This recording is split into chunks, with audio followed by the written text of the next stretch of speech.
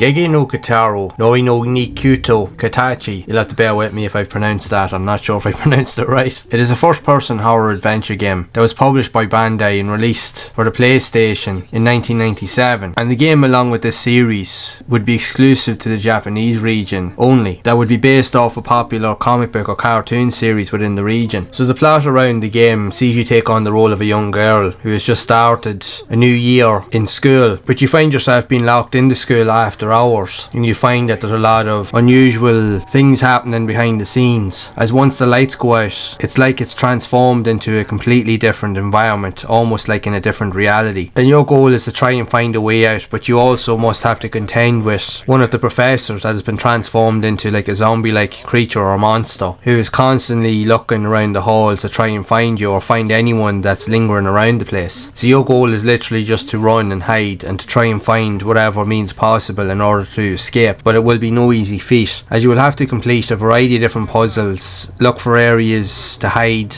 look for items of interest. You'll have to engage with everything in the environment. There'll be a lot of exploration involved in order to figure out what to do. The main thing with this game is, with it being released in Japan only, because of the language barrier, the elements that I've described will be no easy task, as a lot of the information won't be apparent to other audiences and will make it difficult to try and figure out what to do. Now, it's not to say that it's not possible, it is doable, but it won't make it easy. Now, even with the gameplay, while it's a first-person adventure, it uses full polygonal 3D graphics, but more so cartoony style graphics, but it does have a dark, distinctive tone to it that really stands out. And in many respects, the game does play a lot like similar games of this type that was also released in the region in Japan. If you look at other types of first-person adventures with Iru and a couple of others, it was definitely a format that would become the idea behind first-person horror games that we now see today. If anything, these games, while they were clunky and they were difficult to really understand what to do, the controls weren't always the best in these games, but they definitely set the foundations for everything that was to come after it. Like, if you look at the games industry as a whole today, even when you look at more so indie games, when you see the flood of first-person survival horror games that are out there, or psychological horror games, the majority of them would have taken most of their inspiration from these earlier titles that were on the PlayStation and consoles of the time. While it may not be the scariest game of this type in the category, it definitely does present a dark tone, and it does have enough elements of it that will make it scary to some degree. The fact is, when you have to hide in a classroom and you have to hide in a locker and the zombie creature comes wandering around the place and you can see him through the grates in the locker itself, there's something really creepy about it. There really is, and it definitely puts you on edge. And even with the graphics, the play, if you manage to get caught by the monster as well, it just really puts shivers up your spine.